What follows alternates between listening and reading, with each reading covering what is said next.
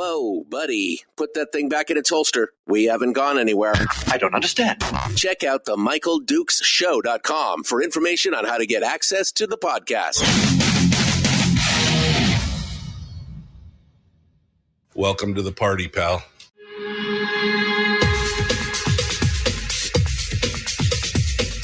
The Michael Dukes Show. The greed and the entitlement is astounding to me. What more could you want from a low-budget radio program? This is a dumpster fire. That was just BS. It is time to get a new perspective.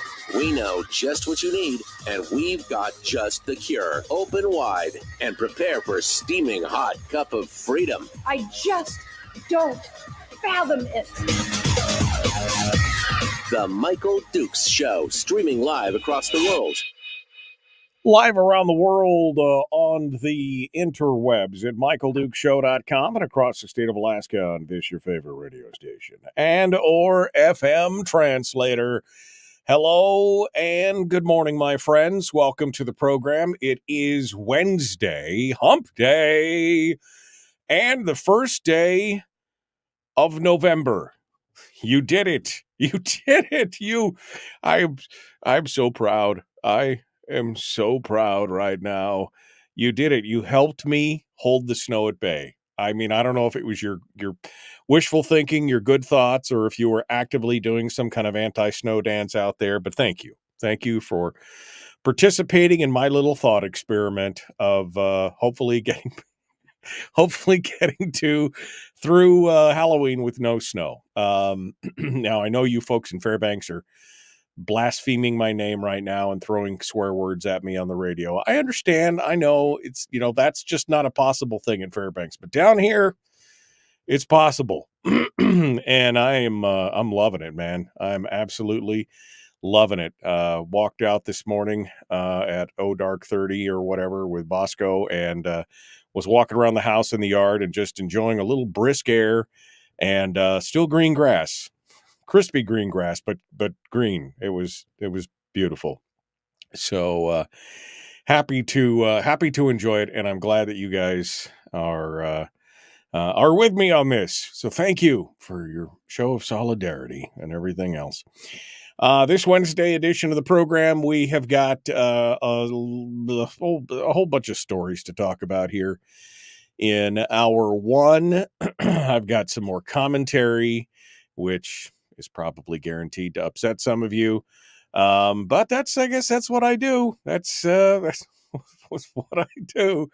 And then in hour two, State Senator Mike Shower will be joining us, and we'll be talking with him about all the hot news of the day and what's coming up here in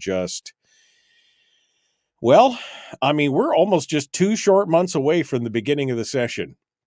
We're 2 months and some change away from the beginning of the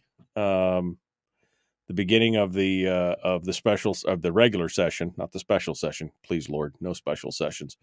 Beginning of the regular session down in Juneau, which is supposed to start on the 17th, I think 17th of January. I have to look because I hate it when I'm wrong. 16th of January.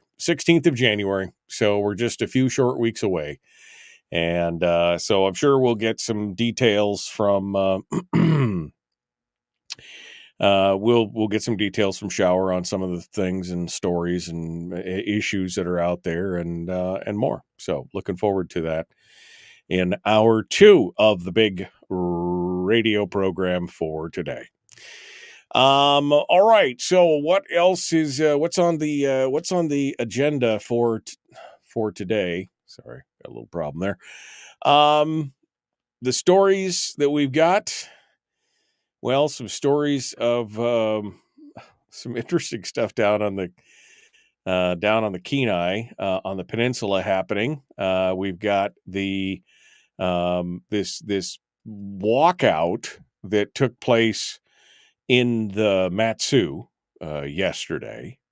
Which I'm going to commentate on. And then a new retirement board recommendation from the Alaska Retirement Board. And a lot of how do I want to say this? A lot of boo-hooing going on from state employees over something in the retirement system, which I see, by the way, I see as kind of a useful ploy to continue to push the concept and the idea of a defined benefits retirement program. I mean, they're getting ready. Can you feel it? They're getting ready for that full court press. And it's right there, baby. You can feel it. They're getting things all ready, and it's going to be a very it's going to be a very interesting session. That's all I can say right now. And we're going to talk about that, probably end up talking about that with Mike Schauer as well, because this is going to be, I believe, one of the cornerstones of this session, that the defined benefits retirement program, excuse me, is going to be one of the big pushes that you're going to see. It's going to be one of the big issues that gets discussed. It came up last session, but it was not under the radar, but it was really low key. A lot of the discussion, it really didn't crack the surface that much. But I think it's going to be front and center in this go around. I have some concerns. I do have some concerns on this. And so we're going to, we'll discuss this here, in just a few moments. What else might we talk about? I know I don't normally deal with national issues, but this story was so egregious, especially in light of a previous report that I was talking about here not too long ago. And the reason I brought that up was because it was so egregious, where Reason Magazine was reporting earlier on a related to data that the federal government spent $3.3 billion on office furniture since the beginning of the pandemic, even as a significant number of their office buildings sat largely vacant. They were literally furnishing offices that were empty.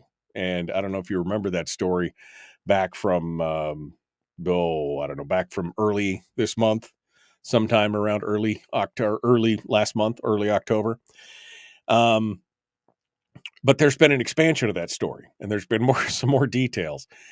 And my head is going to explode on this stuff. I mean, you want to talk about wasteful effort, kind of thing where you just got this momentum and this impetus that people just can't stop doing the things that they're doing, even though they're wasteful and everything else. They're just in this dumb rote. It's like they're on a treadmill and they just can't get off. Again, we talked back in early October about a report and data that was compiled by the government watchdog organization called Open the Books, showing the government agency spent more than $3.3 billion on office furniture since the beginning of the pandemic, even as their buildings sat largely vacant. And now there's a report from Joe Lancaster over there at Reason talking about there's a new GOA report, Government Accountability Office, which, I mean, I'm glad they have the GOA. Don't get me wrong. I mean, I'm glad they have the GOA, but it would really be nice for an accountability office if somebody actually listened to them, right? I mean, that's what the whole premise of the GOA is, that they're supposed to hold government accountable. They're supposed to do things. And we hear these reports all the time from GOA about government waste and fraud and abuse and all these other kind of things. And people are like, oh, that's nice. And then they move on and nothing ever happens.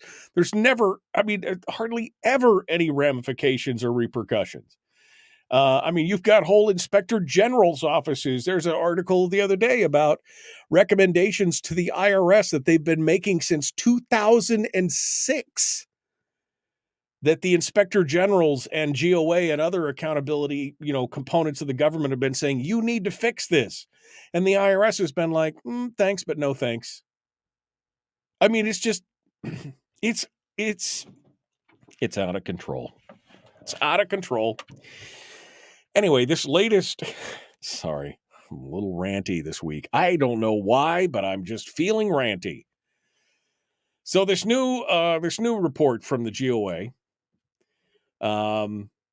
is a little bit unsettling. The upshot of it found that even before the COVID pandemic cleared out offices and introduced much of the country to telework, remote work, federal agencies, this is the quote, federal agencies have long struggled to determine how much office space they need to fulfill their missions, unquote.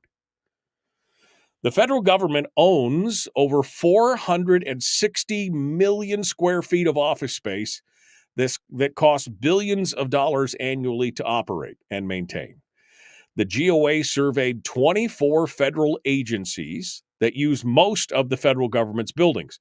Those includes the Department of State, Commerce, Justice, Transport, Homeland Security, and Education, as well as agencies like Social Security, EPA, and then the GOA calculated the square footage of each agency's headquarters compared to the average in-person attendance during 1 week in January, February, and March of 2023. So they took snapshots of all this stuff.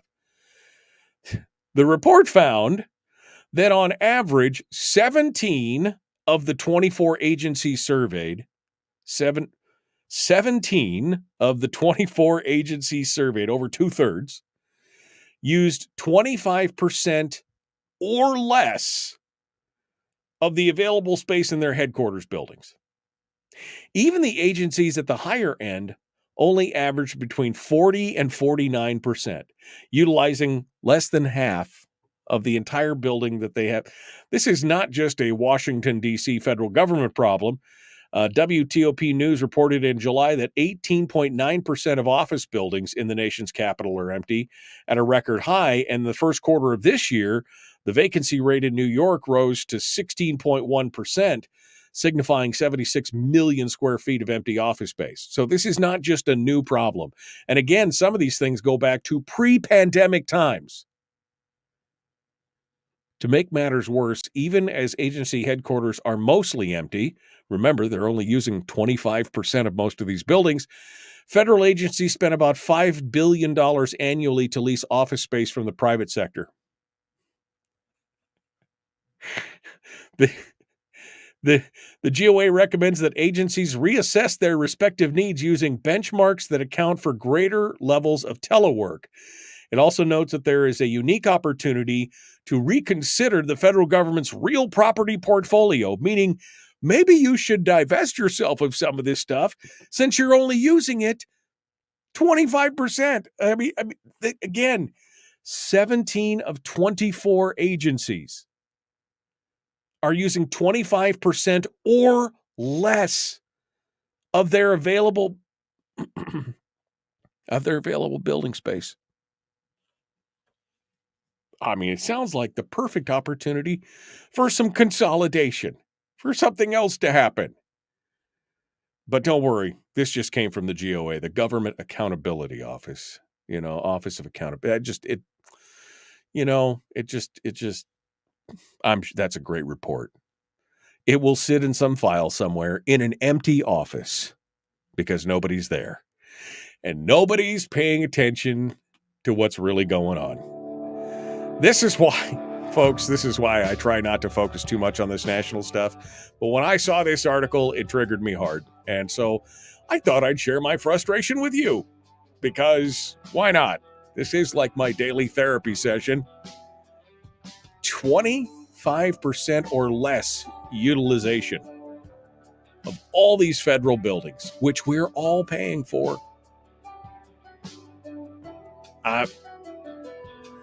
If that just doesn't cause your blood to boil, I don't know what to say.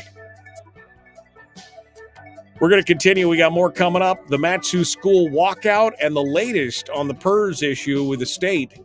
We'll return in just a moment. The Michael Duke Show. Common Sense Radio.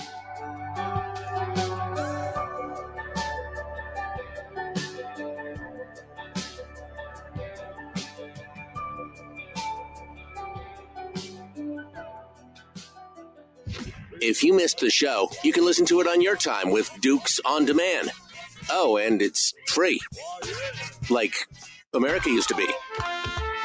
Streaming live every weekday morning on Facebook Live and MichaelDukesShow.com. Okay. um,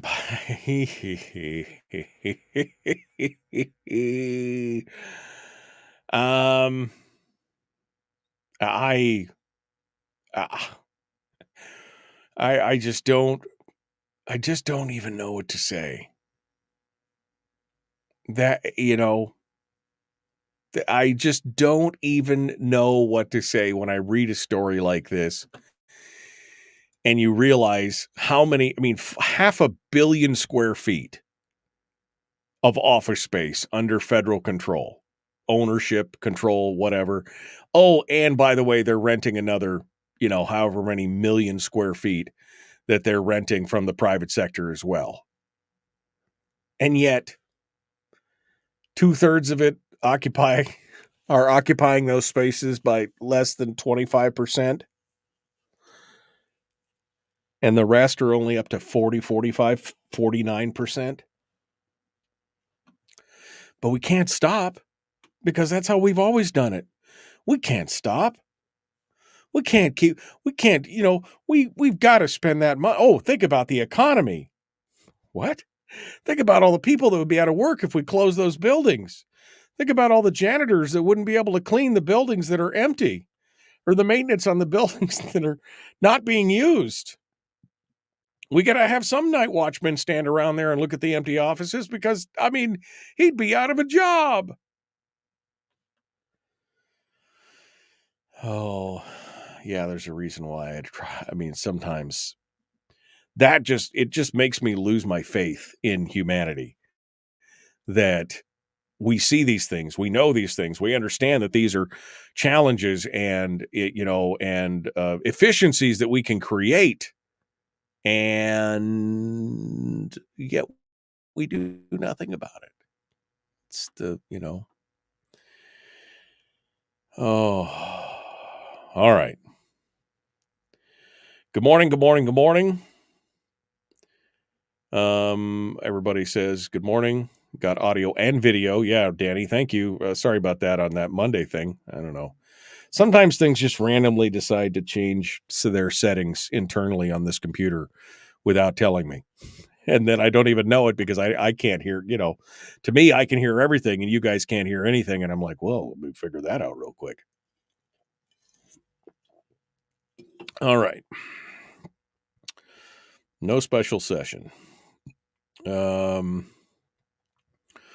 Today, Kathy Giesel is presenting to Commonwealth North at lunch. They seem to have a Zoom option if you want to see the details to tune into her talk. I'd rather have my teeth extracted, but somebody should probably watch that thing just to see exactly what she's saying.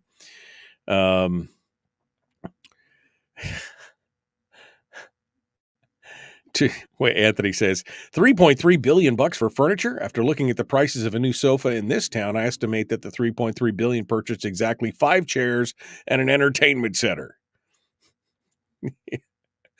Oh, and Harold. Here's Harold's commentary for the day. This just, again, a lot of this makes sense after his admission yesterday that he is, a tick working off the government sector.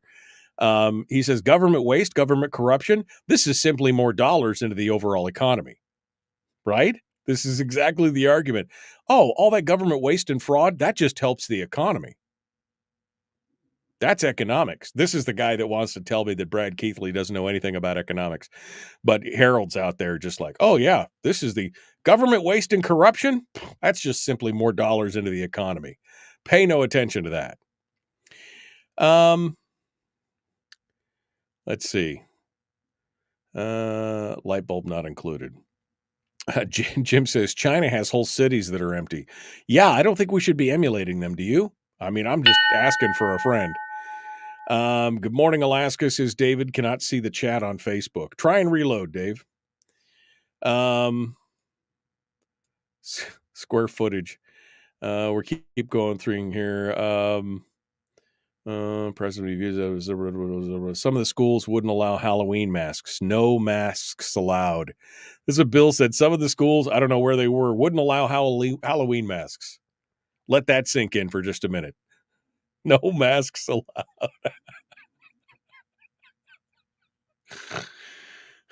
Okay, we gotta go.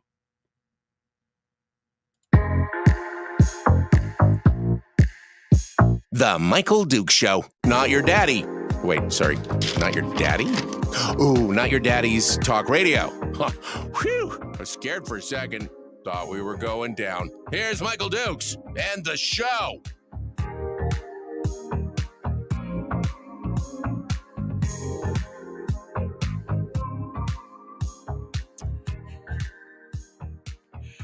Oh, man. Donna in the chat room says, well, at least the federal government knows how much they are wasting. The state of Alaska, nah. Well, I don't know what's worse, not knowing how much you're wasting or knowing exactly how much you're wasting and then doing absolutely nothing about it. But don't worry. Harold tells us that we shouldn't worry about that because that's just more dollars into the overall economy. That's called malinvestment, by the way. But I mean, that is the very definition of malinvestment. But that's okay. I mean, whatever. Oh,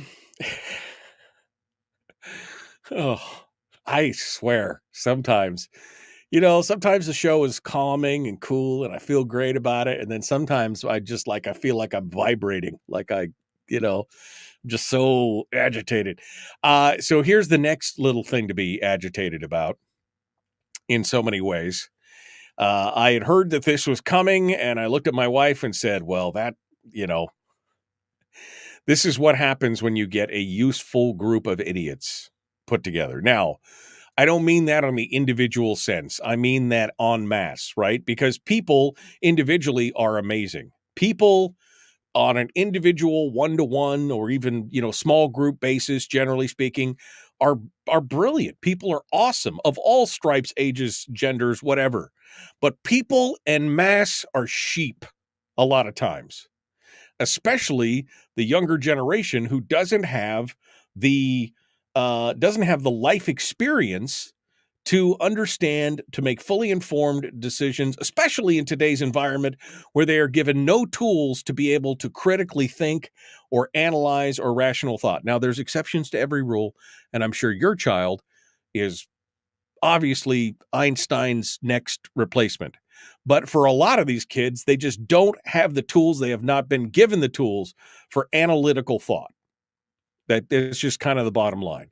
So now we got this story about yesterday where hundreds of high school students across the MatSu walked out of class yesterday to protest a recent series of decisions backed by school board members and administrators. So let me first say, again, this is a useful group for some organizations, special interests. This is a useful group to use, essentially. Use is the word that I'm looking for. According to the ADN, the walkout was at 10 a.m. yesterday in 9 schools. It was at 7 of the 9 high schools in the MatSu. The walkout was in response to what organizers called anti-student decisions from the superintendent and the school board. Those decisions include an expansion of high school graduation credit requirements. Okay, so when did we start asking the kids who are learning about life and education, when did we start asking them how much they actually wanted to learn to be able to graduate? I'm asking for a friend. I mean, can't get a tattoo, can't go drink alcohol, can't go buy cigarettes, but now all of a sudden they're going to decide how much education that they need, how much is enough. All the decisions include also the board decision to drastically limit the role of the student representative on the board. Now that I have all the information on this issue, I think it's very interesting that this kid thought somehow that he was an elected representative and had the rights to, he's a student advisor. student representative and advisor. He does not have a vote on the board, and he attempted to push the issue that he wanted to take a vote on whatever issue was going on. That's not how it works. That's not how it works. And so they took him off the dais, understandably so. Also, the school board direct investigation into the student protests, because there were protests over that, and so they had an investigation. Although it sounded like the investigation was also trying to find out if the schools were infringing on students' rights. It didn't sound like this was an anti-student kind of thing. It was more about, can we find issues? Can we protect the students with this? And then finally, a citizens advisory committee formed to analyze. They were protesting against a citizens advisory committee formed to analyze 56 books flagged by community members as controversial. So they're protesting a parental, because this is made up of parents and other people. The citizens advisory committee formed to decide what the curriculum and what the books are for the children in these schools, and they're protesting it. The walkout lasted 56 minutes, a time span organizers said represented the 56 flagged books that they were talking about removing from the schools.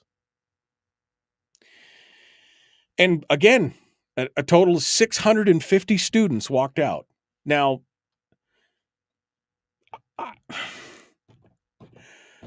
the term and the phrase "useful idiots" keeps popping up in my head. I'm not saying that these kids individually are idiots. I'm saying that they're probably pretty smart. But I will say also that children are easily manipulated, especially those in their teen years, mid-teen years, as they're going through all these changes and the radical stuff that's going on. And your kids are with those teachers and those administrators and those other people who have a vested interest in making these things happen. They're with them 6 or 7 hours a day, every day. Pretty easy to start to sway whole groups of these people into doing things. Again, why in the world would you send your kids into this pit of vipers? I mean, all these things, this whole list of things, of issues, seems like it was written directly off of the just recent vote of no confidence ballot from the NEA. Who is pushing behind the scenes for these things to happen? Now, I was politically aware when I was in high school. Not to the extent, obviously, that I am today. But I was aware of things. I was aware of agendas that were being pushed in school. I still remember, and I've told the story before, about being asked by my high school government class teacher. She gave all the students a quiz at the beginning of the term, beginning of the semester. And today I recognize that quiz as being one of those, one of those quizzes where it places you on the grid of, left, right, center, libertarian, you know what I'm talking about, right? The political aptitude quiz, basically, that shows where you are politically. At the time, I didn't know what it was. And I could never quite figure out why this gal was so adversarial to me. I had a great relationship with many of my teachers, even ones that I didn't necessarily like. I was always polite. We always got along. I was always able to do fairly well. This gal hated me, and I couldn't figure out why. I was later told by another teacher who I had befriended after high school and continued to stay in contact with, that one of the reasons why because it wasn't just me she hated, there was other students that were kind of on the same lines, but apparently I got called out specifically because when they scored on that test, I was I was like one of the most conservative, kind of free mind, free market, freedom loving person that the only person that had ever beat me on that quiz that had gotten a higher score was my brother, who took it the next year. right? So there's an agenda. There was an agenda 35 years ago. There's an agenda today. Only today, they're getting better at it. Why would you drop your kids into this absolute it's madness. It's absolutely madness. What is this student walkout going to do? Well, they hope that it will raise awareness. They hope it will raise awareness to what's going on. And while school board members Ole Larson and Kathy McCullum are running for re-election, the walkout was designed to be nonpartisan and against the school board as a whole, not against any specific individual. I mean, it just happened to happen 1 week before elections of the current individuals who are the more conservative members on the board. This is so much BS. I mean, so absolutely so. That was just BS. So much of that. Can you not see the hand of the NEA and the teachers union and everything else inside the meat puppet of whatever student is saying this in the whole deal? Oh, it's meant to be nonpartisan. It's not meant to help any specific individual. I mean, I know it's going on 1 week before elections, and that Ole Larson and Kathy McCullum are the most conservative members on the board right now, and they're the ones we want to get rid of. But it's not against anybody out there.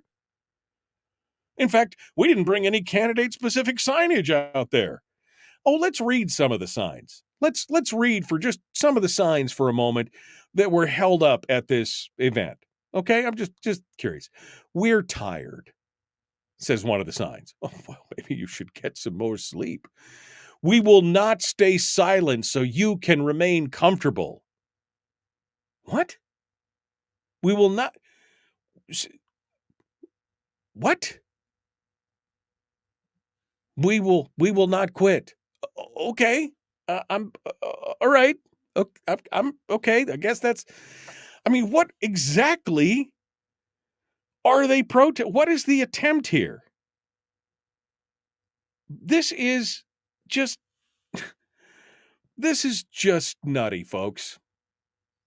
And again, every time I see something like this, and I feel like the last couple months or last 6, 8, 10 weeks, I've been on this kick about education, but I'm coming more and more to the conclusion that this is going to be one of the battlefields that we, as kind of free market, free loving, liberty-based people, this is the battlefield that we're going to have to fight over. Because what they're insidiously doing is that they're winning over the hearts and minds of your children. And you are willingly feeding them into that meat grinder, all the while being upset about what's happening, but not stopping it by doing anything else. I'm outraged. I'm trying to tell you, I'm outraged about what those teachers in those schools are doing. I'm outraged at the CRT and the books that they're forcing down those kids' throats. Johnny, head off to school. I'll pick you up later. I mean, that's what's going on right now. You are absolutely, it's abhorrent what's happening in schools, and yet you pack Johnny or Janie's lunch and you send him out the door to ride the bus to school because it's easy and convenient for you. You better wait. You are willingly passing your children off to a group of people that want to subvert your authority and your leadership and your loving, kind heart over your children. They want to subvert you. And you're willingly doing it day after day, week after week. Oh, it's so hard. It's so hard, man. I got a job. I got this other thing, and I'm, and it's Thursday night must-see TV. I can't take the time to teach Johnny math at home. I mean, that would just be hard. But I hate, though, what the schools are doing there. It's time to put up or shut up. It's time to stop talking out of both sides of your mouth. It really is. If you disagree with what's going on in the school system, yet you are willingly every morning at 6:25 a.m. turning your kids over to that school system, not to see them again until 4 o'clock in the afternoon, That might be part of the problem. I know it's convenient. I know it's easy. I'm sure it would be a lot easier if you didn't have 3 kids underfoot at the house all day long while you were trying to get stuff done. Or while you were off at work, or whatever it is. But this just shows exactly how deep they reach into the hearts and minds of the kids out there. I mean, these kids don't really even know. I mean, it would have been interesting to take a tape recorder and walk around and ask these kids what exactly they're protesting about. Because quite honestly, I don't think many of them know. And secondly, why would you allow the inmates to, put together the rules of the thing? These are the ones, we're supposed to be the adults here. We're supposed to be deciding these things. Since when should the students have a decision on the graduation credit requirements or how a school board works? Since when should the children that are supposed to be overseen by this system have direct I want to think about their feelings and what everything is going on, but we're doing that because they are children and they don't understand the world, how it works. They don't have enough of life experience to be able to make these decisions that will affect them for the rest of their lives.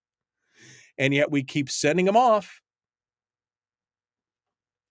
Every time I think about that, I think about some guy on a skeet range. We just keep sending them off and we can't figure out why they don't come back. It's because the system is riddling them full of holes in flight. That's what's happening. Okay, like I said, let the hate flow. I'm sure I've made somebody mad out there. But you know what? Good. If you can't motivate, then irritate. If you're letting your kids go to these schools like this, you're part of the problem. Back with more of The Michael Duke Show. Streaming live every weekday morning on Facebook Live and MichaelDukesShow.com. Well, so how many people did I lose here? I'm sure I lost half the chat room because of that. Because I'm done playing games with this stuff. If you bitch and complain and whine about all the bad things that are happening in school and you still pack Janie's lunch and hand her and pat her on the butt on the way out the door to go to the bus stop, you're part of the problem. I mean, I don't know how to say it any more politely. You are part of the problem. If you know it's wrong, you want to complain about it, you want to get it fixed, but you are still willing to put your kids in the middle of it at the same time because it's inconvenient for you to do something else, you're part of the problem. Right?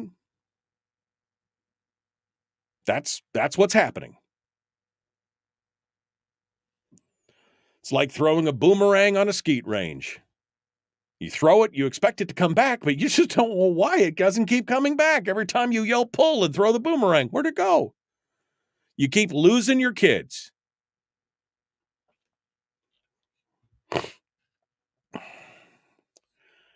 Thought you were a question government person. I think that's all I'm doing is questioning government at this point. Am I not? And this is not right-wing or left-wing doctrine. This is freedom versus tyranny doctrine. This is open the hearts and minds and allowing people to make their own decisions doctrine. But, there you go. Richard said, never thought of basic reading skills, learning how to write and spell properly, do math, learn history and other life skills to produce functioning citizens as right-wing wacko. Let us know how your grandkids do with a transgender interpretive dance degree. I mean, that's the thing. This my head is going to explode today. I'm just, I've been doing this dance around this whole educational thing for so many years, and I've tried to be understanding of people who, said, well, it was great that you could homeschool or great that you had some other, but we just don't have a choice for that. It's because you don't care enough about your children. It's because you didn't decide to make a sacrifice for your children. You'd rather have the 2.3 cars and the jet ski and the boat and the hovercraft and the whatever extra stuff that you'd have to do, or make other sacrifices to send your kids to a better system than what you're sending them to now. I mean, if you complain, if you're happy with this current school system and you think it's great, like, people like Harold do, he thinks it's great, he wants to keep sending his kids to, great. That's absolutely great. But on the other hand, if you're like a lot of people are like, well, I don't like this and I don't like that and I don't like the school books and I don't like the way that they're teaching history and I don't like, well, then do something about it. Well, I'm trying to talk to the school board. No. Do something about it. Pull your kids out of that if you don't like it. Don't keep feeding them. It's like feeding them into a wood chipper and be like, I really don't like it when we do this. And maybe we'll pull them out. Don't try and have a discussion about how to shut the damn thing off. Pull them out.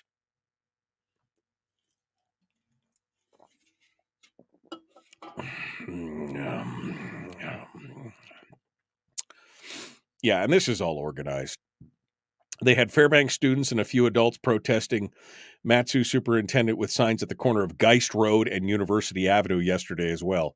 Yeah, I mean, what is that going to do in Fairbanks? Tell me exactly, how does that work? Why would you have protests in Fairbanks about what? It's organized, folks. Totally organized.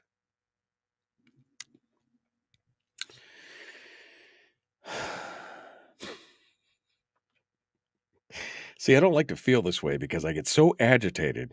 I try to gotta put the thing back in the deal. And you call yourself a question government free speech sort of radio host. No wonder I miss Dan Fagan.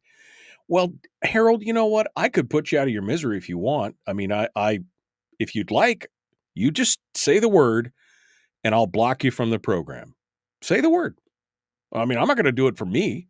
If this is too painful for you to see these kind of questions where we question government, and I don't see how what I'm talking about is not questioning government. If you don't want, and a free speech, I'm saying things that probably make a lot of people uncomfortable. That's what free speech is about. And if you really miss Dan Fagan, I just say the word, my friend. I will push the button for you so that you don't have to be stuck in this paradigm of waking up every morning and listening to this dribble or whatever it is you want to call it. Feel free. I will push the button for you anytime. Let me know.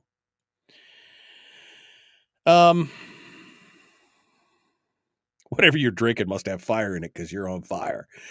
I'm just, I'm just irritated. All right, let's jump back into it. I didn't start my timer, so I'm assuming that this is it. Here we go. The Michael Duke Show, Common Sense Radio.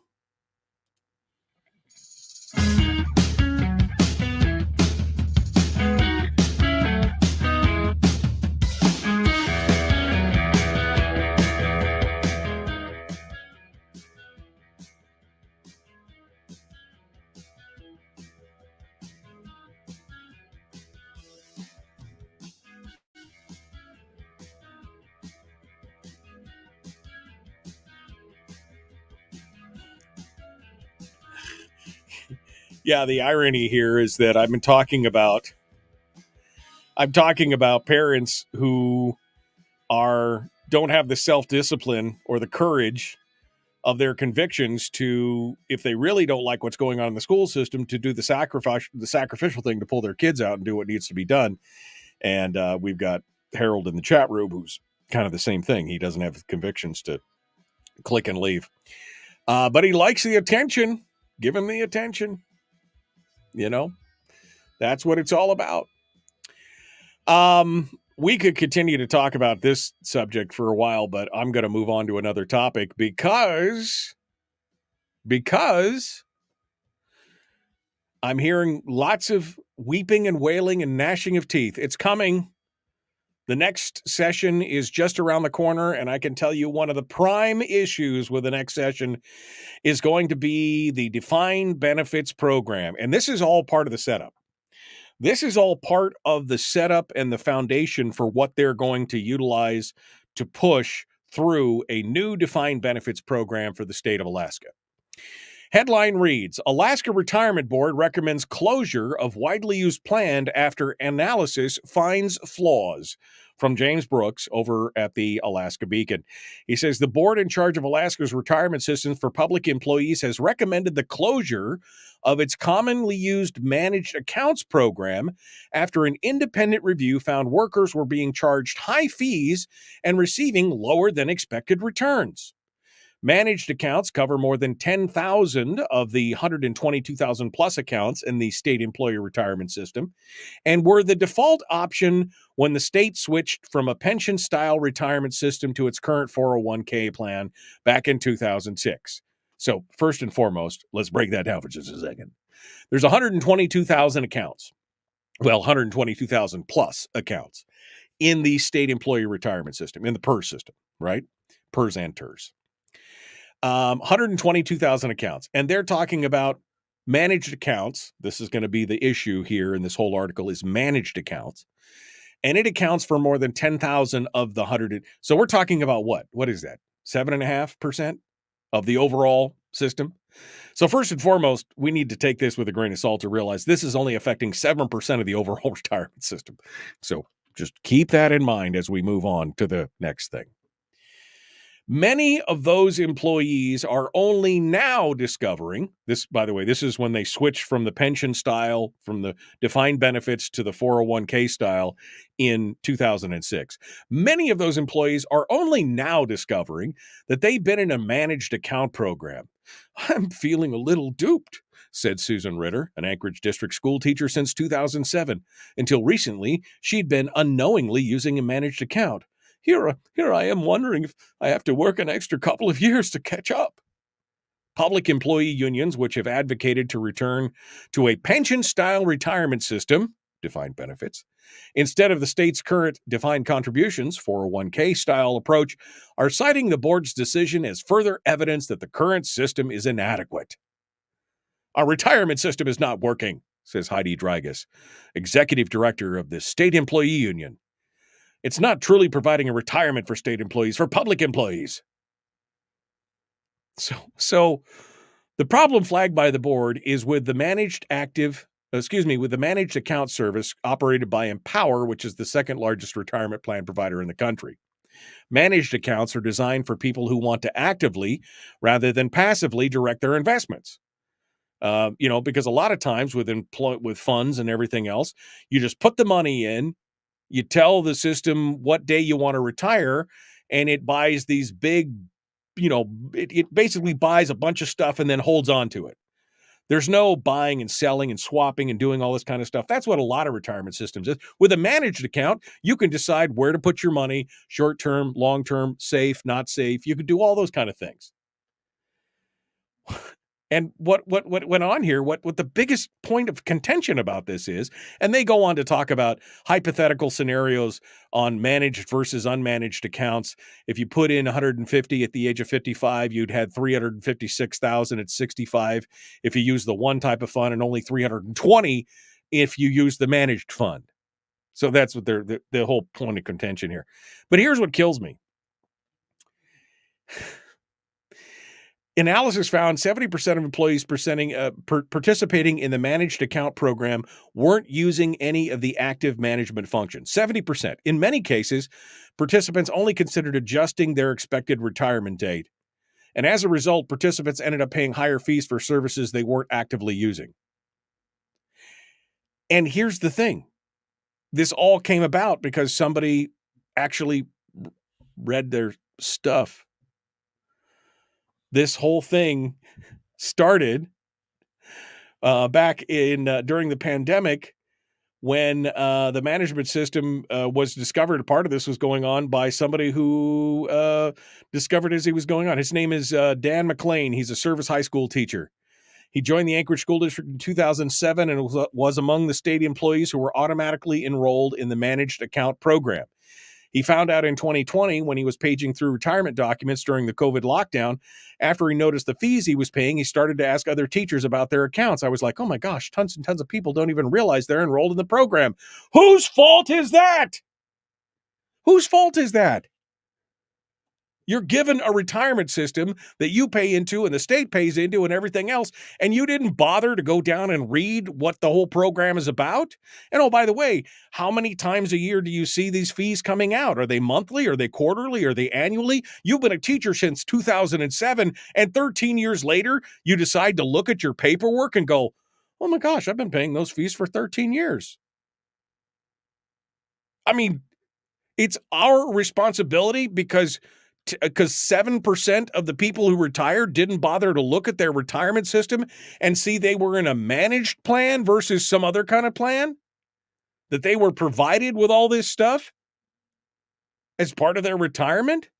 By the way, there's plenty of us out here who are taking care of our own retirements, and, we've got to read every single document. And you just now realizing that, 70% of the people who were on this plan weren't utilizing the managed portion of it. They were just letting it ride. Well, that sounds like a personal problem. I mean, that really, come on, be honest with me. Can you feel bad for people who are getting a full retirement and because they didn't bother to read the paperwork, the quarterly reports, the annual reports, the monthly reports, whatever it is that they get, and look at the fees and look at how the things, and they didn't read how the thing, I mean, what my question would have been to whoever is in charge at my union or at my unit or at the state for this kind of stuff? You know what my first question would have been? How does this retirement thing work? Explain it to me. What do I get for it? How do I take care of it? What are the in and outs? Can I pull money in? Can I put money in? Can I pull money out? Can I move stuff around? That would have been one of my first questions. But instead, they're like, oh my God, I've been doing this for 15 years and I had no idea. Well, that sounds like a you problem. Not a me problem, a you problem. Oh, but it's going to be a me problem soon because they're going to come to the state with their hand out and look for $1 billion defined benefits bailout. All right, gotta go. The Michael Duke Show. Mike Shower up next.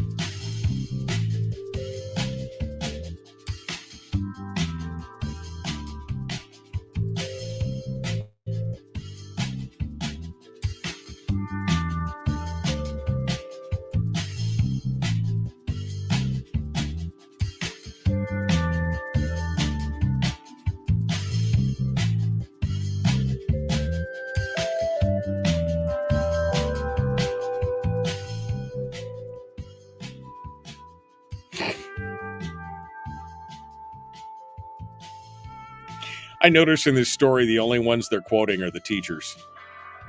Every quote in that story was from a teacher. And if a teacher is too stupid to read their own retirement documents and figure out what they're doing with their retirement, can you really trust them to teach your children? Like, this is a shock. I've been doing this for 25 years. I had no idea. What was the first one? The first gal that they quoted in this story. Susan Ritter. She's been a teacher since 2007. I'm feeling a little duped because she didn't bother to open the mail and read the statements. And this other guy, 2007. 2007 was not a great year, apparently.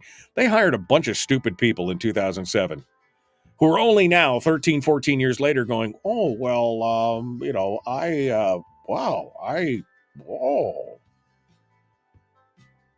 I mean, you've been working in the system since 2007, so you've been working in the system for 16 years, and you're just now noticing that something's wrong near the end when they happen to be talking about defined benefits. I mean, there's nothing to see here, people. Just move along.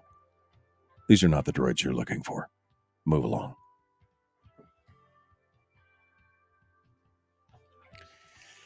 Too legit to quit.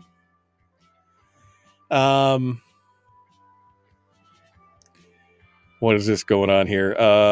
Alaska Democrats. Has your extremist Republican governor been in office too long? Tired of MAGA loyalists attacking LGBTQIA plus Alaskans and gutting our state's future by vetoing education funding? Do you wish Alaska had empathetic leadership who does more than buy plane tickets for the unhoused? It's been pretty spooky in Alaska under Governor Dunleavy, Mayor Bronson, and other extreme Republican leaders. This is the Alaska Democrats. It's a thing by they're looking for a contribution.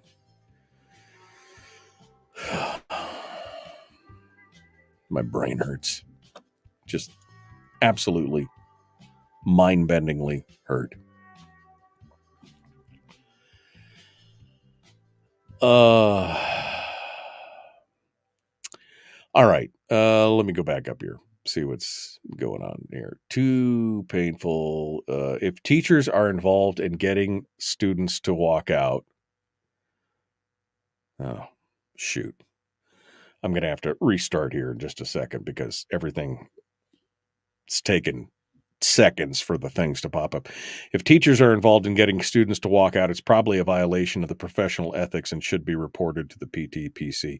Well, I mean, I'm sure they're probably smart enough to not actually they're probably encouraging, but I'm sure they're walking a fine line in there. I'm sure they're walking a fine line.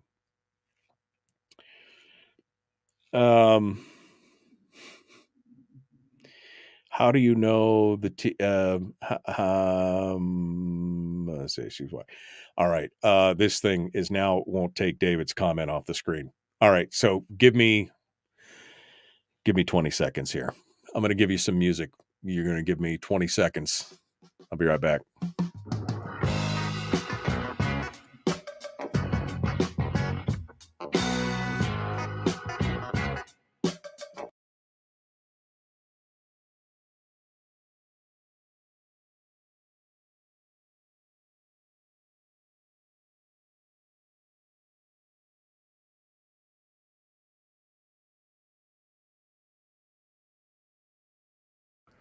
Did you miss me?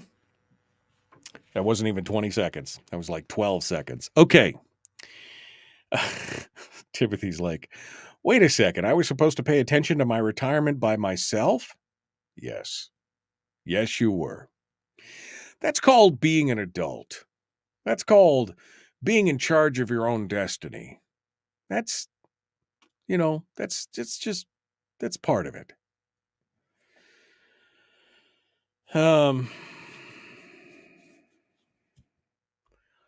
Wow. I have never seen a guy contradict himself in the series of, in less than 2 minutes, Harold has posted 4 comments, which I don't know. Put up a shingle. That'll wake you up, says Harold. Well, Harold, I don't know if you know this, but I have put up a shingle. And I have for many years had a shingle. I've had a couple of them, in fact. So, been there, done that. My favorite... Folks, if you don't want to see Harold anymore, all you have to do on your Facebook page is block him, and you won't see his comments anymore.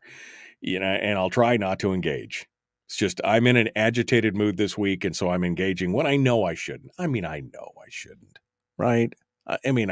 Because you don't feed the trolls, and I've been doing it this week. It's my fault. It's my fault. So, but if you don't want to see his commentary and be as agitated as I am, then you can block him and you won't see his comments. All right. Donna Ardwin says, my favorite quote from the retirement article was the investment fund comms lady who said, we believe it's an error for the Alaska Retirement Board to focus only on the returns. I mean, because that's what again, we're talking about the stock market and funds and things like that. And that's all they're focusing on is returns, right? All this other stuff. Oh my gosh. All right. I don't know where Shower is. He confirmed with me last night. And I haven't heard from him. So I don't know where he's at, but hopefully we get him going on here in just a second. We will continue.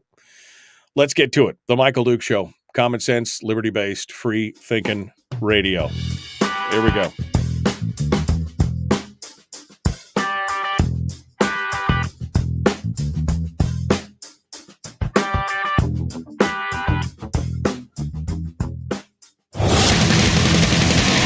Whoa, buddy, put that thing back in its holster. We haven't gone anywhere.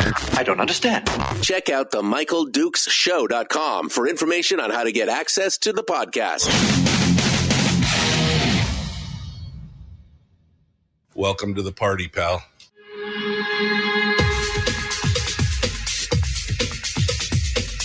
The Michael Dukes Show. The greed and the entitlement is astounding to me. What more could you want from a low-budget radio program? This is a dumpster fire. That was just BS. It is time to get a new perspective. We know just what you need, and we've got just the cure. Open wide and prepare for a steaming hot cup of freedom. I just don't fathom it. The Michael Dukes Show, streaming live across the world. Live around the world on the internet at michaeldukeshow.com and across the state of Alaska on this, your favorite radio station and or FM translator. Hello and good morning. Welcome to the program. I suppose I should turn that on right there. How are you guys doing this morning? You ready for hour 2 of the big radio show? We're getting ready to talk with State Senator Mike Shower here in a minute. So, I mean, he's probably still asleep. Don't tell anybody. But we'll get him on the program here in just a second, and we will be ready to go. We'll be chatting with him about wood ticks, lunatics, and politics. I mean, 2 of the 3 of those are interesting. He should be joining us here in just a second, and this will kick off the Shower Hour of Power. This week on the program, what's coming up is tomorrow. Still working on getting Kathy McCullum on the program, who is also, we talked to Ole Larson last week. I keep wanting to say it's Ole. It's like Ole, but it's Ole. Ole Larson. I mean, it's Scandinavian, right? Ole. Anyway, we talked to Ole last week about his run for the school board, and I'm trying to get a hold of Kathy to get her on the program. If anybody out there has contact with her, I sent an email through her website, and I haven't heard back. So I'd like to have her on the program tomorrow before Election Day next Tuesday. And so we're going to try and get her on tomorrow. Working on another guest from Reason. I'm trying to get Stephen Greenhut on from Reason to talk about some amazing stuff, the California educational issues that are going on there. And then finally on Friday, this is like a Reason week. On Friday, we're going to have Jacob Sullum on Firearms Friday to talk about the Benitez ruling. The ruling from Saint Benitez, as the gun folks are calling him, Saint Benitez, may he all be living in peace, who has struck down the assault weapons ban in California, and some analysis from Jacob on why he thinks it's going to be nearly impossible for the Ninth Circuit, the en banc panel of the Ninth Circuit Court of Appeals, to overturn or suppress that or prevent it from going to the Supreme Court. It's a great article. And you should go read it. It's over on reason.com right now. That's what's going on. All right. Let's see what is happening here. I'm just going to try and call him because he's not there. I don't know if he overslept or what, but let's see if we can get him on the telephone. And normally we do it via video, but we'll see if we can do this the old-fashioned way and get him on the telephone to get things rocking and rolling. Oh. Your call has been forwarded. Nope, things are not looking good for your hometown hero. Not looking good for your hometown hero. So that means I'm going to do one thing. I'm going to, first of all, turn the volume back up here, and then I'm going to launch the phones. We're going to get the phones rolling and see what you have to say about this, because it can't just be me that is agitated by this stuff. I'm seeing some agreement in the chat room with my commentary on the schools and the retirements and the teachers and all these issues that are going on this morning. But if you got a counterpoint, I'd love to hear it. I'd love to hear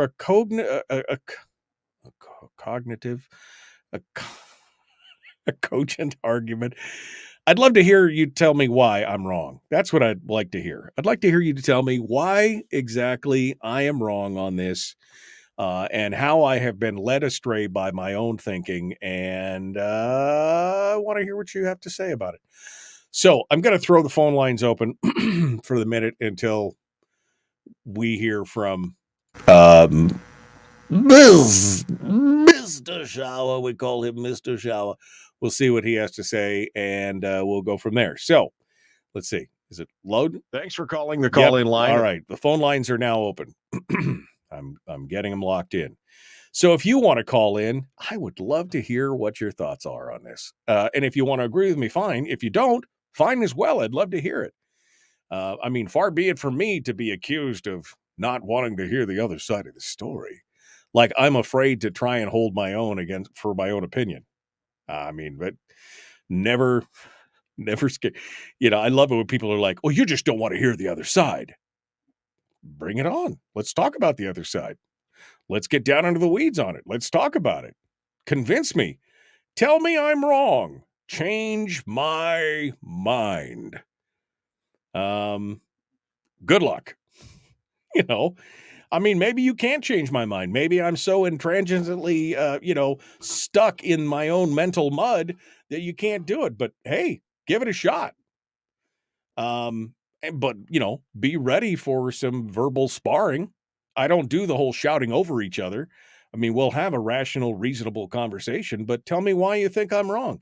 If you're part of the employment system here in the state, if you're a teacher or a state worker and think I'm wrong about this whole retirement thing, where I'm basically telling you it's up to you, it's your fault, 16 years later and you're just finding out now that, you haven't bothered to look at the paperwork in 16 years, but you think I'm wrong, call me up and tell me why. 907-433-3150. If you're a parent who's like, I hate what's going on in the school system, but I'm still sending Johnny to school every day, and I keep telling you that you're screwing it up, and you want to tell me why you think I'm wrong, I'm here for you. I'm here to listen to the words that are coming out of your mouth as to why you think it's okay to continue to feed your children to the sausage grinder. That's how I look at it. Maybe that's not a great analogy, but that's how I look at it. I mean, as I said earlier, you want to wage a war and a battle over what we're doing with the schools, and yet you want your kids to be smack dab in the middle of the battlefield. I think that's a little foolish. I mean, just me personally. I would think that if you care about them, you'd put them behind the lines. In fact, you put them way behind the lines. You'd take them out of the battle completely while you're fighting it so they don't get hurt. And, I know somebody's going to call up and say, well, my situation is, yes, your situation is tough. I'm sure that there are tough situations out there. I'm sure there are people where it will be excruciatingly inconvenient to take control of your child's education and put them in a private school, or to put them in a pandemic pod or learning pod or a teacher share program or homeschooling or whatever. I'm sure that there will be sacrifices, great sacrifices to do that. Absolutely. But they're your kids. Aren't they worth a little blood, sweat, and tears? I mean, if you can inconvenience yourself to take your kid to every intramural soccer, hockey, field goal, lacrosse, water polo game that they can go to, wouldn't it be okay to sacrifice a little and maybe do some of that teaching at home? I mean, right? Wouldn't that be? I'm just asking. 907-433-3150. Yeah, I'm kind of stopping on the whole pulling the punches on this thing because nothing's changed. I have been talking about this educational problem for years.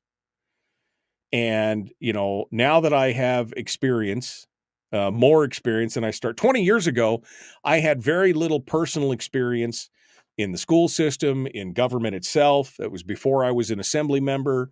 It was before any of my kids had, we had one kid in school 20 years ago.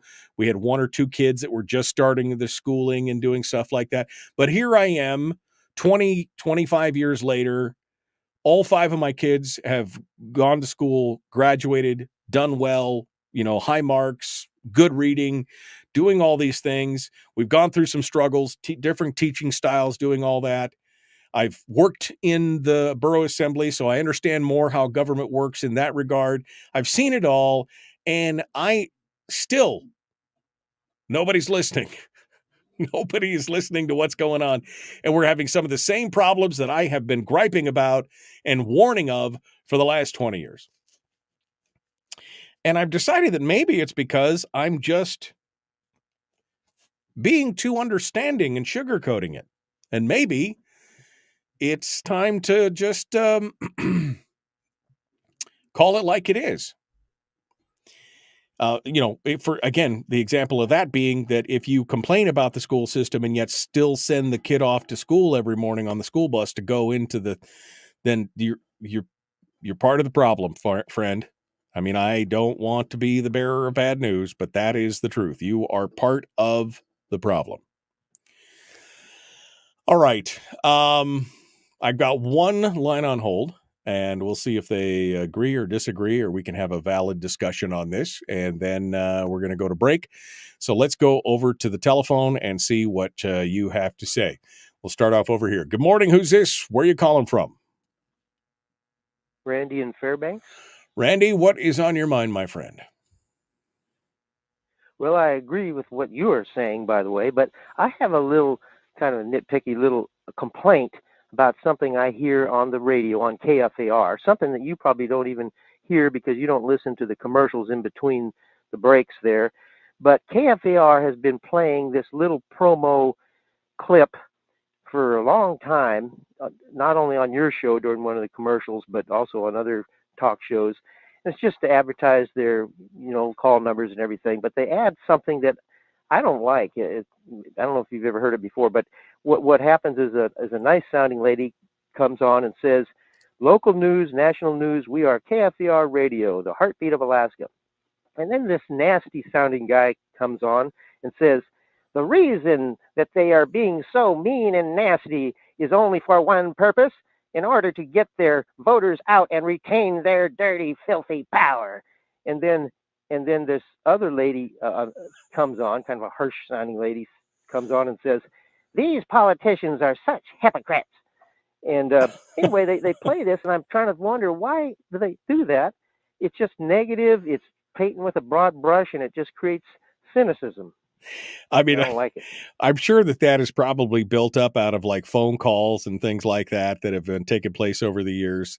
And it's just, they're looking for something that gets your attention. And it definitely got your attention, Randy. So, I mean, hallelujah, I guess it worked in that regard. But you're right. I mean, politics is nasty. Politics is divisive. Politics is negative in many ways. And I think that's just kind of a snapshot of what's going on. You're right. I've never heard it. I don't hear any of the commercials either in Fairbanks or down on the peninsula or anywhere else in the state during the commercial break. All I hear is my own voice as I talk to the chat room. So you're right. I haven't heard it. Probably not a promo that I would have put on, but it's not my call. If you don't like it, contact the station. Tell them, that you think that they're better than that. But again, it's probably not anything that other stations, other news talk stations are not putting on there as well. Because let's face it, what do we say? Bad news sells, right? So if it's negative and people hear that, they go, oh, well, I want to have my say on that too. And maybe it engages them more. I don't know of the psychology of it, Randy, but yeah, I mean, that's kind of politics in a nutshell, isn't it? Well, to me, it's, what bothers me is it's not specific. It's not like saying, we don't want this 34 trillion national debt. That would mean something, would have purpose. But this has no purpose. It just criticizes all politicians, sweeps with a broad brush. And I guess what I don't like is, I one time talked to some guy, said, oh, you going to vote in the election or something? He said, I don't vote. And I said, how come? He said, I don't like politicians.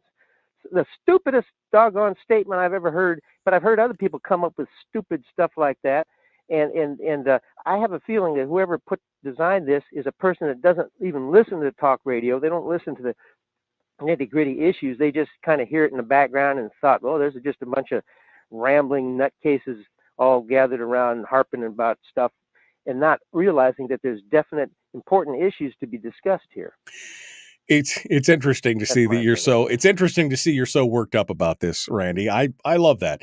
Somebody just told me, because again, I haven't heard it, but they said it's a Mark Levin commercial. And what you did, that first voice you did, sounded very much like Mark Levin. So it sounds to me like what they're doing is they're clipping out components from the Mark Levin show and playing that over there. But hey, look, man, it's tough. It's tough when we've gone so negative in so many ways. But it's, I guess it's the way of the world today. It's how things are going. It's one of the reasons why I try and focus on things locally, because they seem to be a little bit more reasonable. Let's just put it that way. A little bit more reasonable. All right, Randy. Well, I thank you for your call. I appreciate you calling into the program today. Thank you so much. I got one more line on hold, but I am up against the commercial break. We're going to be back on the other side. We're going to take that phone call, and we'll see what happens. Just another beautiful day here in paradise in South Central. 26 degrees, no snow. Yeah, I know you wish you lived down here too. Back with more. The Michael Duke Show. Common sense, liberty-based, free-thinking radio.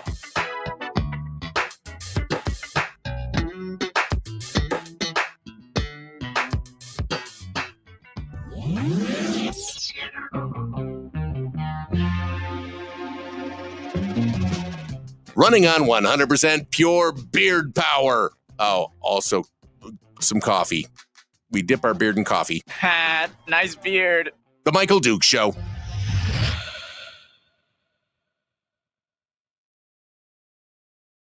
And we're in the break right now. Let's go over to the phone here and see who they are. We'll get their name and where they're calling from, and we can talk to them as soon as we return to the radio. Good morning. Who's this, and where are you calling from? Good morning, Willie Keppel out here in Quinhall. Oh, Willie, it was a good time to talk to Willie.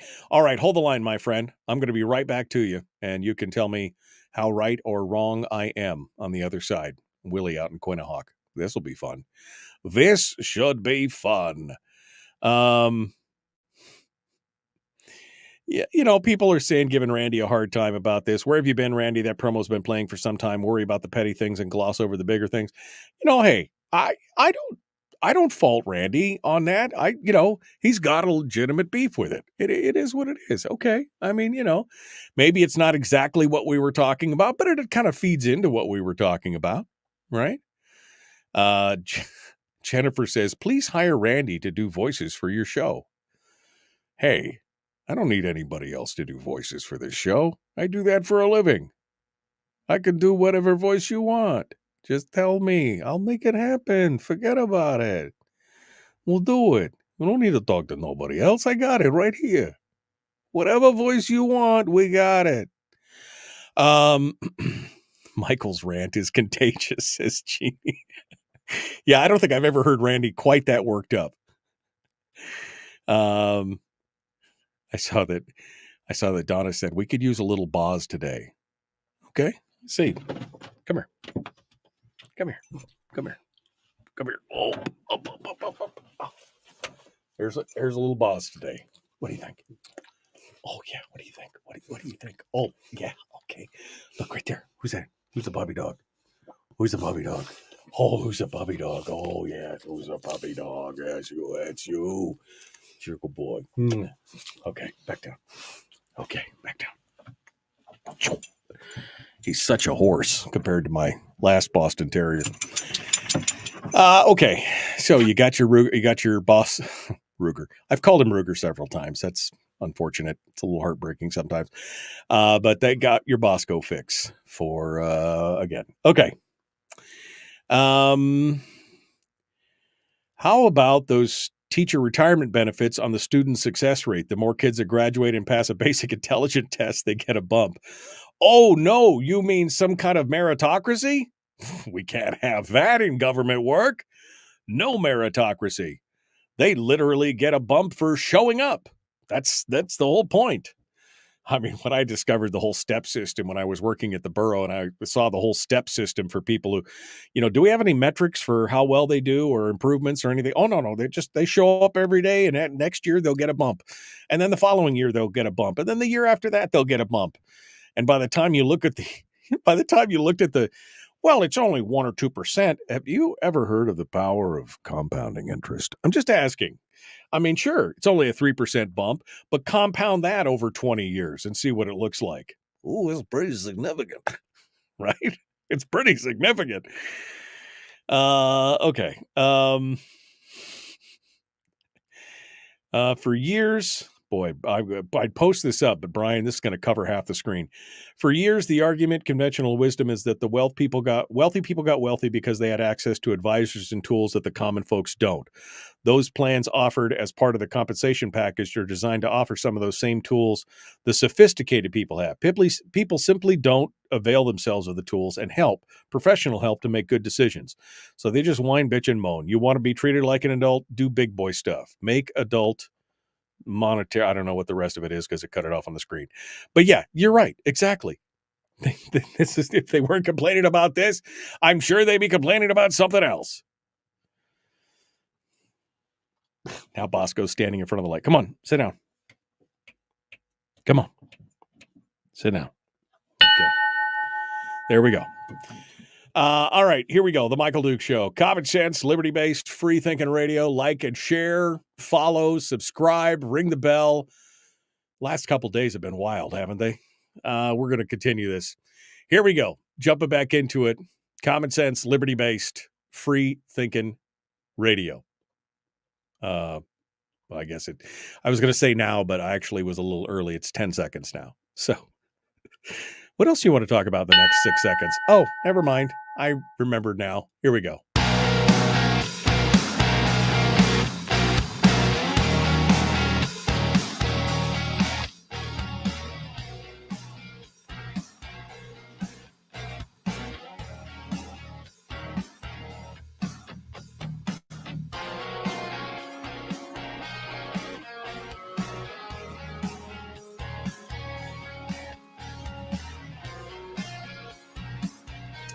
Okay, welcome back to the program. Hour 2 continues. We got your phone calls going on. No sign of Mike Shower. I don't know what's going on. I mean, I confirmed with him last night. What time was it? It wasn't that late. It was 7:40 p.m. last night. But things happen. I understand.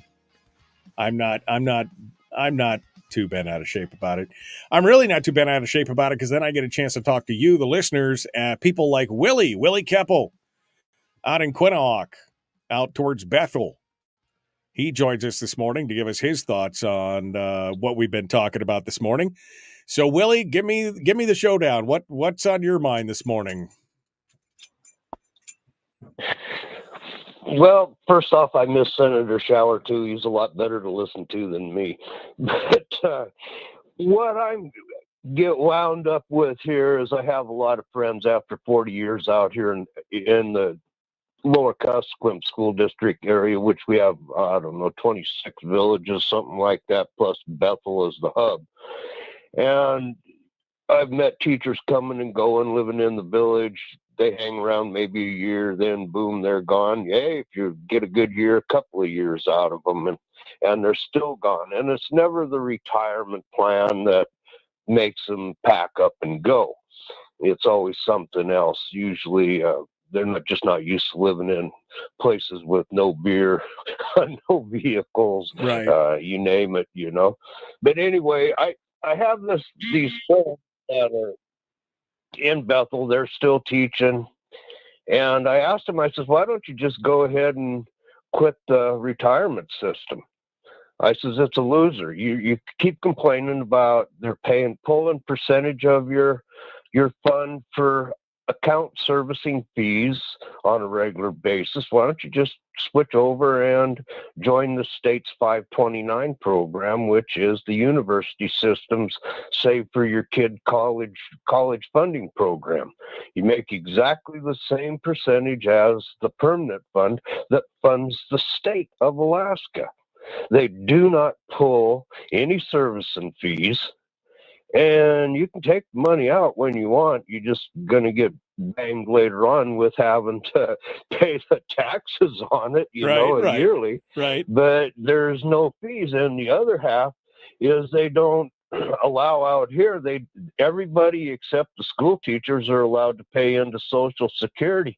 And I go, why is that? And they go, well, over half of the school board are retired teachers, and they want you paying into the union.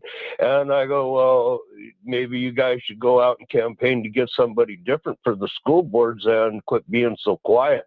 So the 529 program to me works just fine.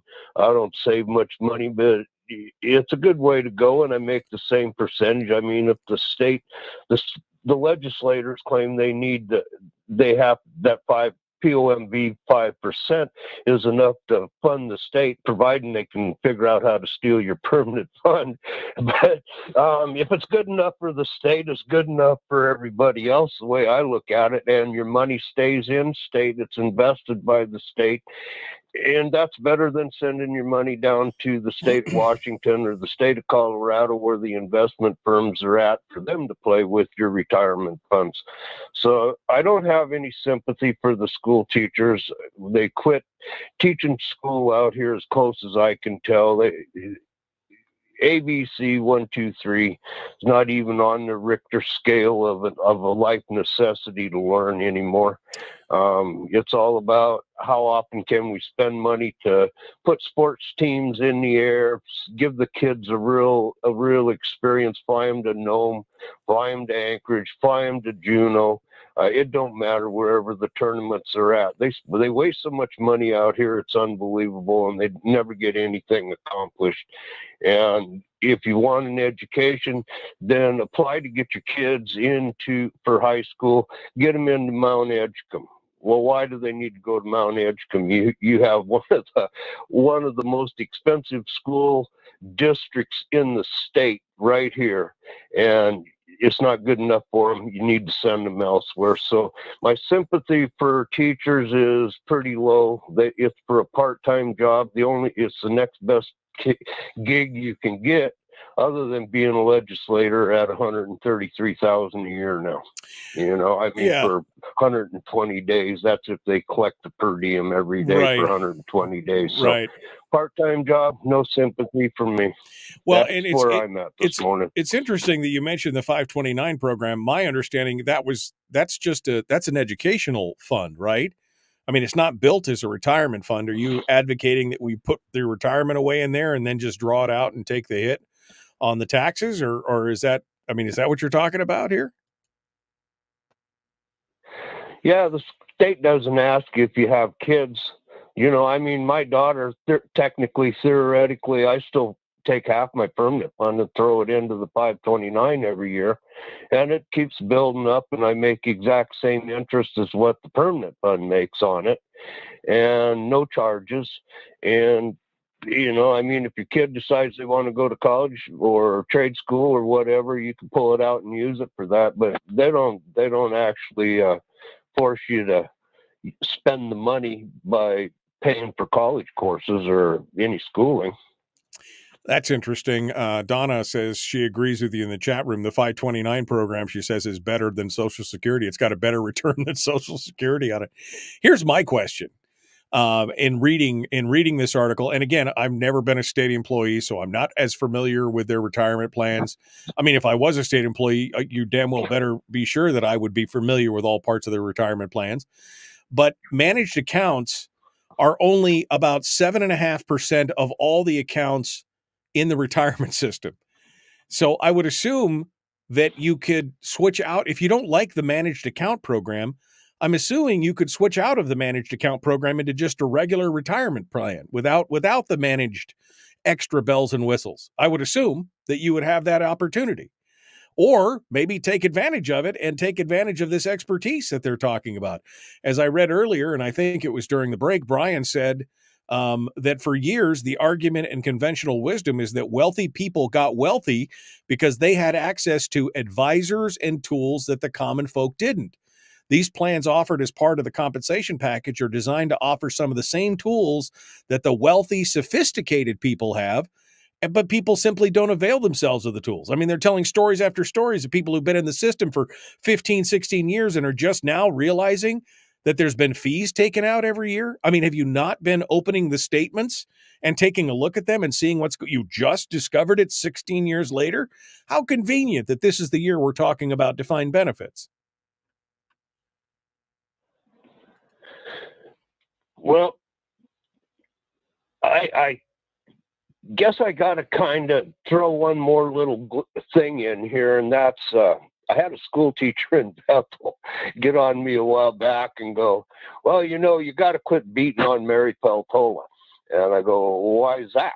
And he says, Mary was the deciding vote to get rid of defined benefits in Juneau in 2006 or whatever it was while she was in the legislature. And I just started giggling and thinking to myself, well, that's because she was sponsored to go down there by Native Health, which is probably the biggest, most wasteful outfit ever, Health and Social Services Department in the state of Alaska, So yeah, take the money from one, go somewhere else with it for the other spin.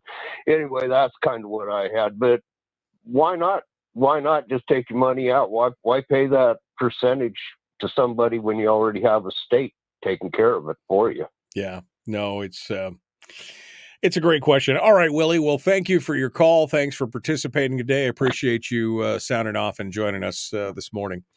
That leaves all the lines open. If you would like to sound off on this, any of the topics we've talked about today, whether it's the schooling, whether it's the retirement system or anything else. I mean, again, I guess my big question here is what happens to personal responsibility? I mean, when do these teachers take responsibility for, I mean, if this had just been going on for a year or two, maybe I could understand the faux outrage. Maybe it's real outrage, but I mean, maybe I could understand the outrage. If this had happened last year or the year before, and they were just now discovering that they're getting all these managed accounts and it's costing them fees and they had no idea, but this has been going on since 2006. 16 years later, oh my gosh, I just discovered that I'm paying all these fees and I just don't understand and I'm upset about it. I mean, first and foremost, I'd say, oh, you're getting a retirement where they're paying into it and you're paying into it and it's getting good returns and everything else. You're getting that, and the rest of us out here in the public sector or the private sector would just be like, we'd be lucky to throw a few shekels into the pot every year in our IRAs or our 401ks without all the managed things and all that other stuff. Just I have a hard time feeling bad for you. I have a hard time feeling bad for you when you weren't adult enough to take responsibility for your own stuff. I mean, when I didn't take responsibility for my own retirement, and it took me many years to get to that point to where I realized I probably should really be working on this. I didn't complain to anybody else that I didn't get a retirement because I didn't do it, because I didn't adult. And now you got people saying, well, we didn't adult enough for the last 17 years, so now we should move to defined benefits so that we can all get the $1 billion sweet golden parachute. I don't feel bad for any of these people. I mean, I really don't. You made your decisions. You didn't open up the statements and look at it, and you didn't ask questions. I mean, if I joined a firm or I joined some company that had some kind of retirement system, I would be, I worked for a company for a while that had that. And I'm like, okay, so tell me how this works. Explain this to me. Can I just put it anywhere? Can I do this? Is there something you recommend? I mean, I was asking all the questions. I knew everything there was to know about it because I wanted to be responsible for my stuff. No, they should hold our hands. They should hold our hands. We didn't know. We didn't know. Well, you didn't know because, well, you didn't ask. That's why you didn't know, because you didn't bother to look at it. You expected everyone to take care of you on that. And then you're shocked, I tell you, when you discover later that you haven't been taking advantage of what you've been paying for. That doesn't make any sense at all. The Michael Dukes Show, Common Sense Radio.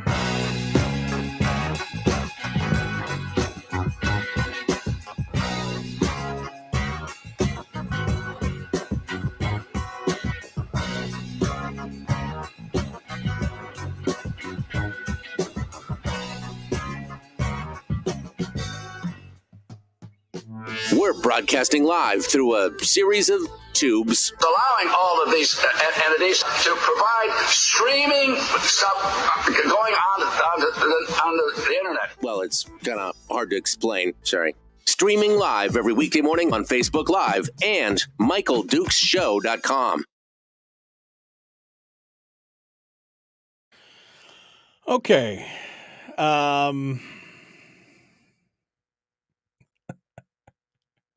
Brian said, it's a tacit statement that the state thinks its employees are stupid, at least too stupid to manage their money. Or maybe the state should take a look at the company they hired to administer the retirement accounts.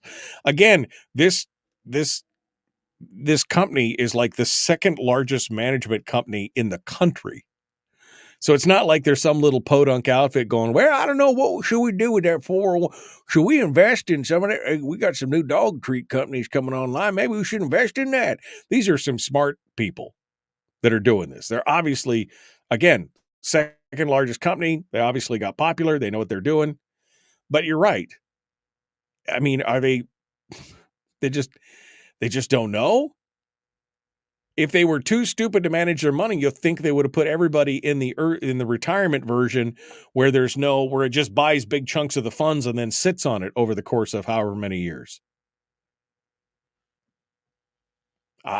Again, the fact that people can't take personal responsibility for their own stuff and then have to blame everybody else and act shocked is a sad statement on what's going on today. Again, I do not feel bad for any one of these state employees who are complaining or crying about this because, hey, Jack, you got a retirement. Maybe it's not as good now as it could have been if you just, paid closer attention to it. But that's the point. You needed to pay closer attention to it. I mean, right? I mean, that's what's going on. Cindy said, I taught and helped our girls open a Roth at the age of 16. Told them they'd thank me at 50. I wish I had paid closer attention and actually acted on some of because I had some of the information on retirement pretty early. When I was in my late teens, early 20s, I started to get some information on retirement, how Roth IRAs worked, how these, other things worked. But the thing is, when you're 20 years old, you always think, oh, that's going to be down the road in another day. And I really need the money to pay for groceries or to put gas in the car or to raise these kids or do other things. And so there's a priority issue there, right? And you're thinking money today versus money, amorphous money somewhere down the road. And, I made some poor decisions.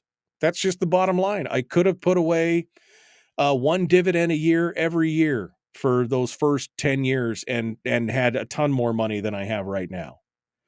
I could have done it. I could have put away $50 a month every month into some kind of, Roth or something else and had but I didn't do it. And, that's on me. Now, there were IRAs and 401ks. I don't even know if there were Roths when I was in my 20s, but there were other there were things I could have done is what I'm saying. Right? I became aware of that kind of stuff and the power of compounding interest and all those things. But again, I didn't have the discipline to take that extra $50 a month and put it away. Because to me, that was somewhere in the future. I will do that in the future. And I ended up doing it, but it wasn't until much, much later.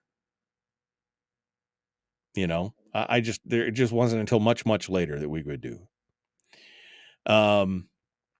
Does Boz like dog TV? I will tell you, we had to laugh so hard. Was it Monday night, Sunday night? Terry and I were sitting there watching something, and a dog came up on the screen for the first time barking. And I guess it was the first time a dog had showed up on the TV.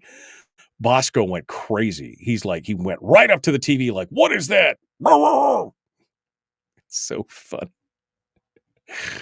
I've never had a dog do that. We laughed so hard on that. Brian says, problem for tomorrow's me. Yeah, that's exactly how I looked at it. That's a problem for tomorrow's me, not today's me. And unfortunately, sometimes you let those things slip. Now, I'll be paying the price for that for the rest of my life, probably, right? It'll be I'm not going to retire at 65. I won't have enough to live on and retire at 65. But that's okay. I enjoy what I do. I mean, I'll be doing radio and voices and all, doing voice work and everything else probably until they scrape me up with a shovel somewhere. That's just how it is, Let's go over to the phones real quick to see who's on hold, and we'll get back to the calls here when we return to radio. Good morning. Who's this? Where are you calling from? Hi, this is Barbara Haney. I'm calling from the great community of North Pole. All right, Barbara. You hold the line, my dear. We'll be right back to you. Barbara Haney, Borough Assemblywoman up in Fairbanks, with us here for a second. No actions have consequences, especially for retirement, says Gary. I do not feel bad one bit. No, again, they're adults. They need to, Donna says, good point that Brian made. Investment companies should not charge fees for services not used.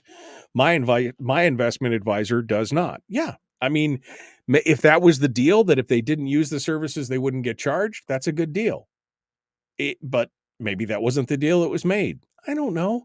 But again, you let it go on 17 years before you figure it out? That seems a little wasteful.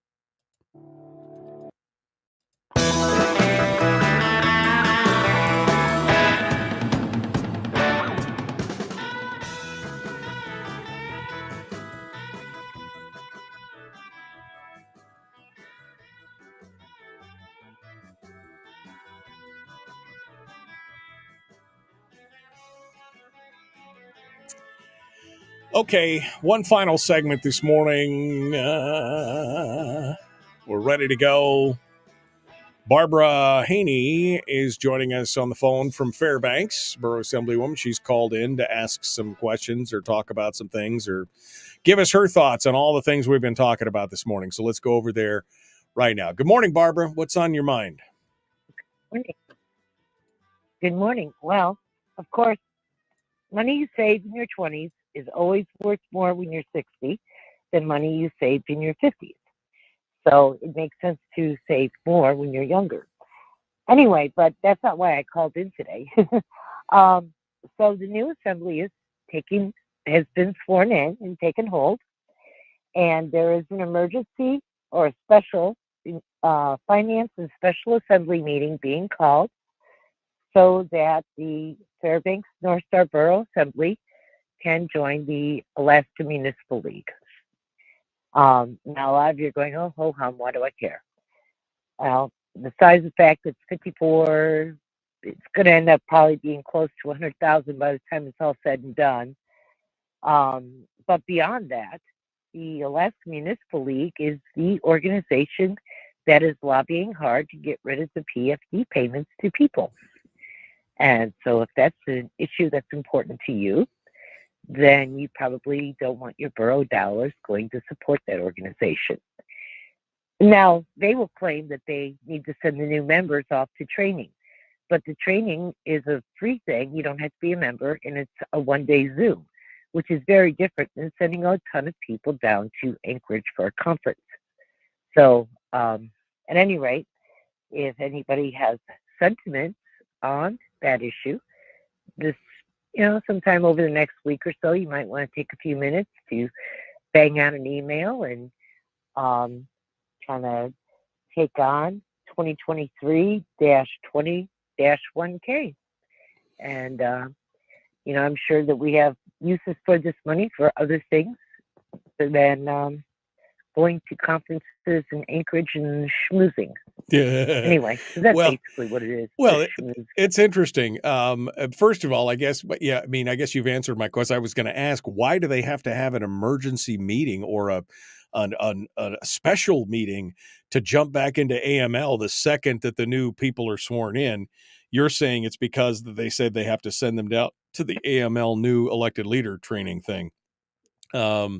Which again, I mean, what Yeah, did and you, that's actually virtual. and that's actually what? Virtual. It's over Zoom, and it's free. So that shouldn't cost the assembly anything. Right, exactly. So if it's over Zoom and it's free, then why do we have to have an emergency meeting to jump back in and pour money into it, other than they want to again create a coalition and align themselves with organizations like this that think that centralized planning of how people live their life is the great. That's the biggest thing about AML.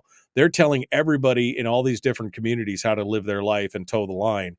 And if you don't like it, they smack back at you. AML is not your friend as far as I'm concerned. No, it's not. And if you believe in the payment of a full PFD or even a partial PFD, then this organization is not your friend. If you like the Anchorage Assembly, then this organization might be your friend. If you're not excited with the policy measures undertaken by the current Anchorage Assembly, you may want to consider if you want to align yourselves there. And, I'm just going to leave it at that. If people have sentiments, I know a lot of people were very happy last year when we pulled out of AML. I got a lot of kudos for it from just regular people on the street. And if regular people on the street are listening to this and they don't want us to join back in, they should probably consider sending an email to the Assembly. And you can do that by going to assembly, ASSEMBLY, at fnsb.gov and let it rip and let them know how you feel. Yeah. Well, it'll be interesting to see. It'll be interesting to see if people get involved, Barbara. After the last voter turnout in Fairbanks. Still there? Yeah, I'm still here. I just said it'll be interesting to see if people get involved, because after the last voter turnout in Fairbanks, I'm not convinced that people are really as engaged as they should be. It's unfortunate. I mean, it really is unfortunate that this is where we're at. But I guess we'll see what happens. My theory at this point is that what will happen is that the borough will continue to go blue for a while, and then there will eventually be enough pushback to bring some balance back to the board. But just based on the turnout that we've seen in the last couple times of elections around in the interior and even down on the peninsula, I wonder if people are just, I don't know if they're feeling disenfranchised or just totally put out by it. But it's definitely going to be interesting to watch what happens here in the future. I'm hoping that people like you and Tammy and still stay engaged, even though you didn't get reelected, and maybe, just maybe, we could talk about this next year. I don't know. We'll have to see. Well, I'm still there, so let's listen to all their wonderful arguments and think about different things.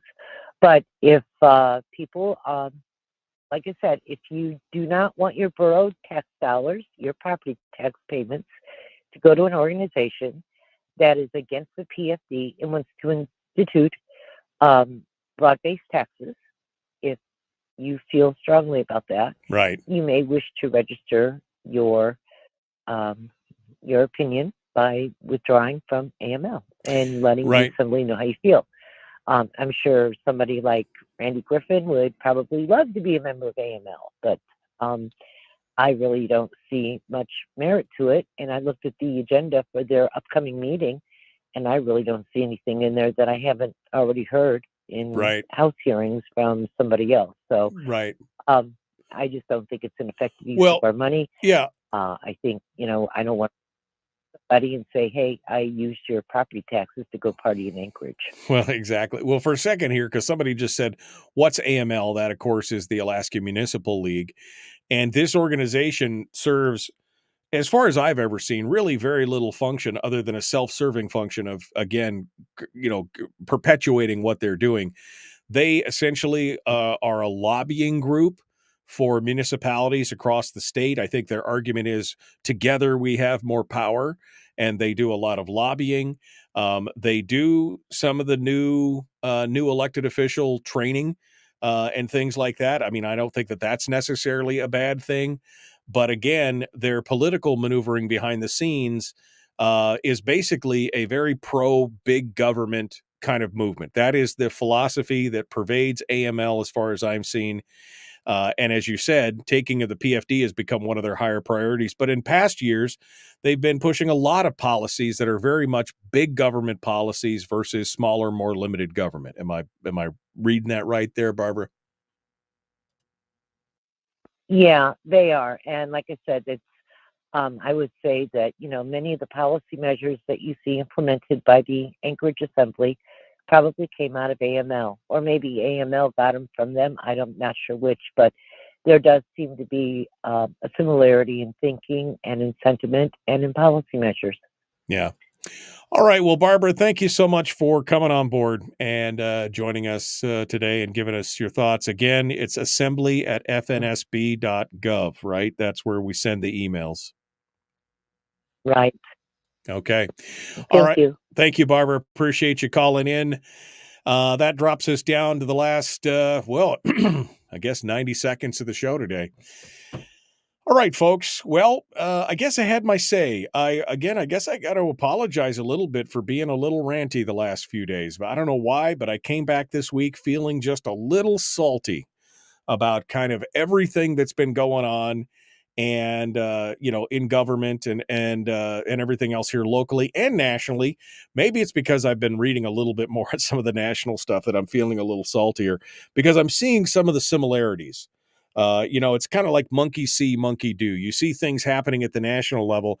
The next thing you know, your local officials and your state officials are all kind of, parroting some of that and trying to bring some of that madness into the state or the local level. And we just don't need that. We just do not need all those things. People take personal responsibility. Everything I talked about today actually falls back to personal responsibility, whether it's the government employees not paying attention to what's going on with their own retirements for 17 years before they make a squawk, or the fact that parents continue to gripe about the school systems yet continue to feed Johnny and Susie into the meat grinder that is the public education system and not take them out and take personal responsibility for their education in that regard.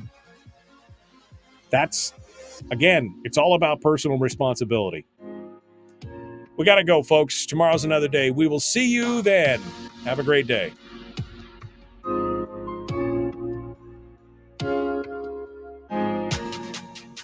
Okay, well, we are out of time.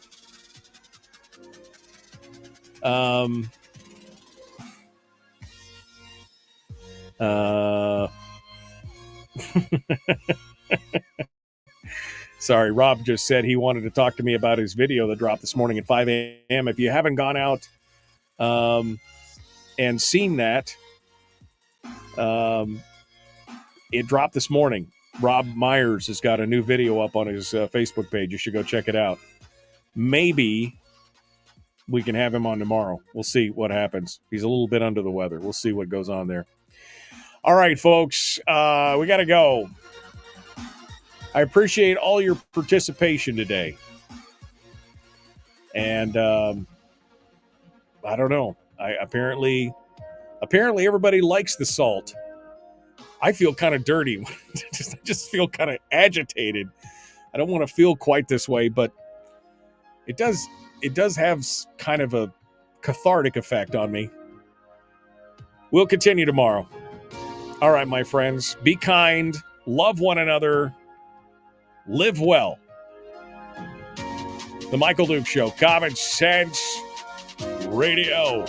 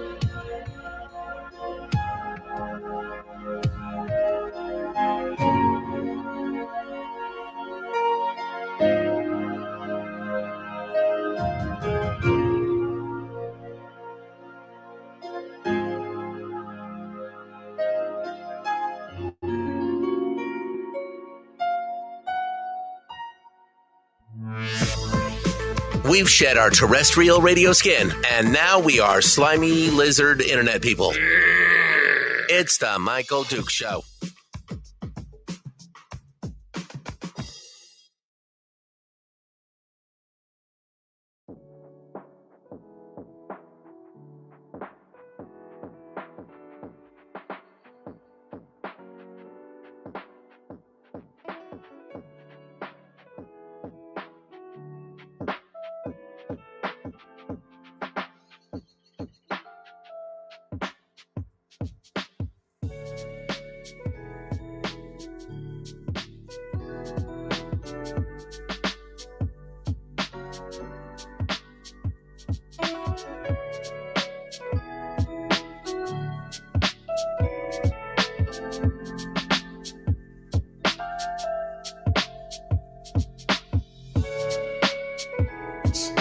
I'll be right back.